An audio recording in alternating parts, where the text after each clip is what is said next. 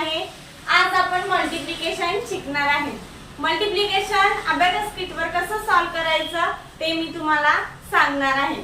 आपण आज one digit multiplication शिकणार आहेत। वन डिजिटने वन डिजिटला मल्टिप्लाय करायचं, ओके। पण त्याच्यासाठी तुम्हाला 2 to 10 पर्यंत तरी आपले टेबल लर्न पाहिजे। त्याच्यासाठी मल्टिप्लिकेशन आपल्याला समजायला इझी जाईल, ओके। आपल्याला आता इकडे वन डिजिटच आहे, पण मल्टिप्लिकेशन मध्ये आपल्याला टेन्स रॉड पासून सुरुवात करावी लागते। टेन्स रॉड मध्ये जर 1000 3 डिजिट असेल तर 1000 पासून सुरुवात करायची।